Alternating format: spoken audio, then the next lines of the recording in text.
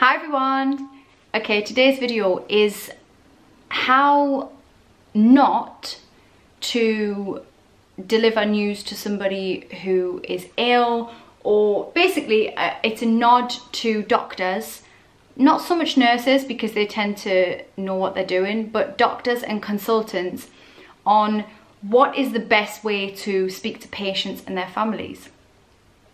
Now, over the time that Ross was in hospital, we've been really lucky and we've had incredible service from the NHS. They've been amazing, largely. The nursing staff particularly have been just unbelievable. Like, I really can't fault them. And every time Ross was in hospital, he would say, "You're my hero. Like, you are my hero. You're heroes. What you do every day is amazing." And we are staunch supporters of the NHS. This is not about slamming the NHS. This is about individuals' practice and how we need to be doing it better, how we ultimately need to be getting better at how doctors and consultants deal with patients. So firstly, as a caveat, I just want to say that Dr. Spooner at the Birmingham QE and his team, unbelievable. This is not about them at all. They were, throughout the whole process of Ross, after Ross was diagnosed with a PNET tumour originally and moved from Coventry Walsgrave University Hospital to Birmingham, the second that we dealt with Dr. Spooner, he was amazing. I can vividly remember going into the room and that first kind of, what are we going to do next sort of conversation. And I just remember his full focus being on Ross and his body language being that he leant forward on the table, looked at Ross and he said, "Okay, tell me what you know." And I thought that was a great way to start the conversation. No telling him stuff that he'd already known, you know, no regurgitating information that Ross might have been perfectly able to understand. He just said, "Tell me what you know. Tell me where you're at." And then Ross told him where he was at, and then that enabled Dr. Spooner to then, you know, fill in the blanks, fill in the missing spaces. And he was always very honest, but with a warmth towards Ross and towards us as a family. You know, he would direct his conversations to Ross, the patient, but he would also include me and his mum, who was there some of the time at the beginning as well. And it just alleviated our, you know, our fears, I guess, and made us feel that we weren't just a number, that Ross was important. And he also said, I remember Ross asking, "So why, you know, why have I got this tumour? Why has it come up? Why is it normally found in children? Why have I got this? Why is it, you know, normally found in the back of the head and mine's at the front?" And he was so honest, and he just kind of went, "I don't know why you've got it. I don't know why it's in the back of your head." And there was just something really refreshing and real about it. And at every stage he was warm and amazing. So this, I just want to say, this is not about, in fact he's a really good example of how to be as a consultant. You know, I have a level of massive respect for that kind of genius in anybody, you know, whatever sector you're in, whether it's, you know, being a doctor or a solicitor or you're a writer. If you're a genius in what you do, then I have massive respect for that. And within your field, you're amazing. But that doesn't mean that you shouldn't have respect for your patients. When we went to Coventry University, and again, this isn't slamming everybody that we dealt with, but there were certain individuals within that dealt with Ross, and me probably more than Ross, terribly. You know, conversations I had a conversation when Ross, when he started to get bad, when he started to go downhill in around, in May time, with a consultant, a doctor. I'm not going to name names in this. I actually can't remember this particular doctor's name, but I do remember being in a corridor after having been told that what Ross had going on was just water, and the initial neuro person that I spoke to said, "We'll deal with it." There was no talk of the tumour growing. There was no talk of this is it. That was our initial conversation. Then I spoke to a consultant in the corridor next to the nurses station, and he said, "Well, it's grown massively." in that tone. Well, it's grown massively. It's growing very fast now. And I was like, well, what? Well, why has nobody told us this? We were told it was fluid. And he went, well, I don't know why that hasn't happened. He then said to me, and how I didn't headbutt him is testament to meditation, to be quite honest. He said, do you understand the severity of this? Yeah, I do. Do you understand the severity to my family? Anyway, I kept my cool. He was horrendous, and it just really, and then we dealt with a few others that were equally as horrendous to that, and it was the top end. It was the doctors, it was the consultants, unfortunately.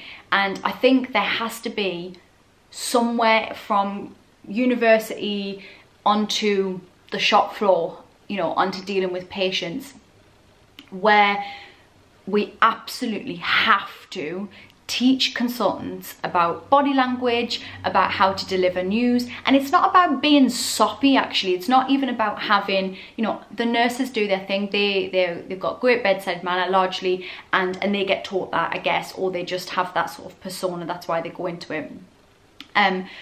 But it's just about acknowledging that just because, you know, you're ticking boxes and you're going with, you know, what you've learned at university, that has a real life impact on the person that is sat in front of you.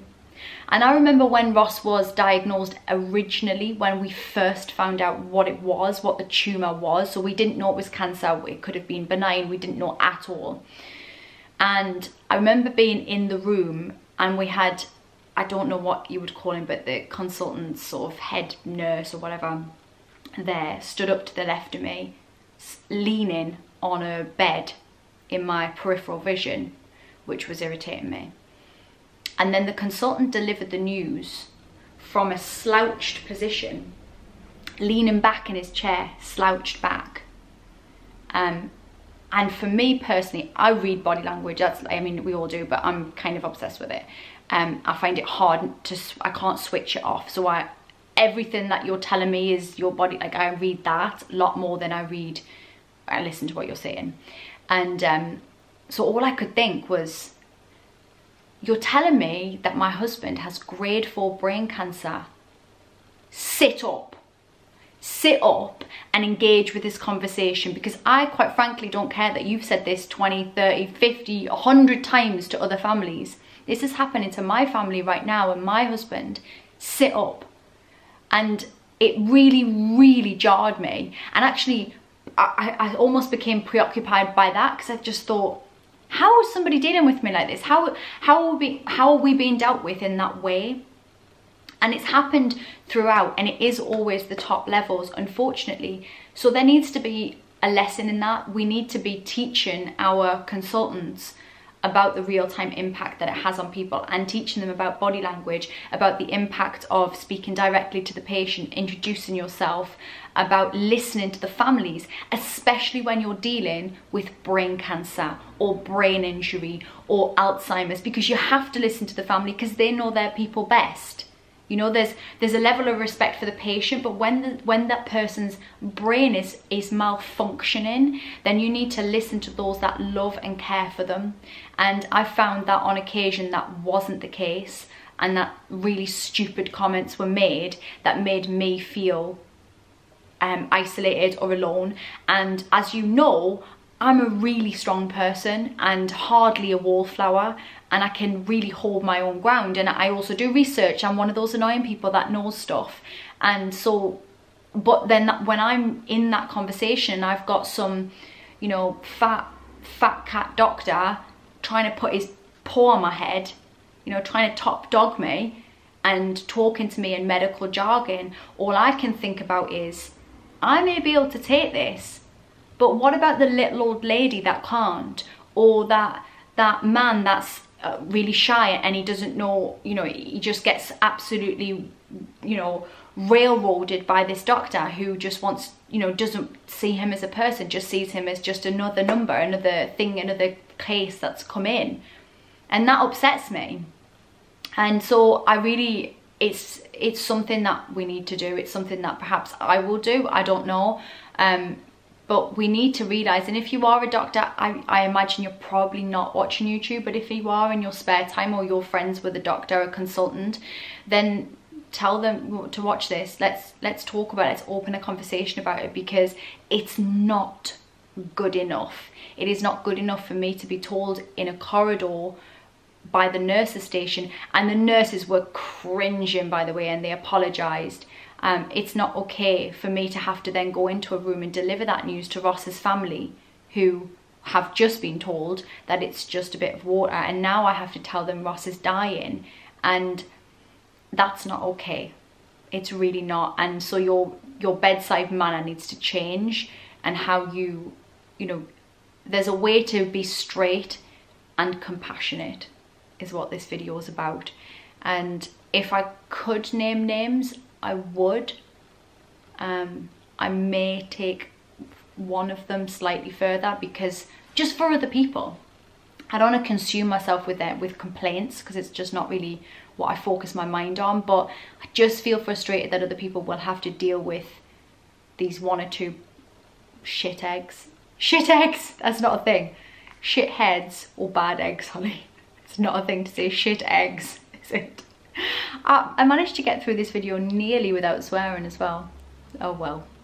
Oh well, goodbye advertising. Goodbye. Yeah, so that's my video, guys, and I hope you're all doing well.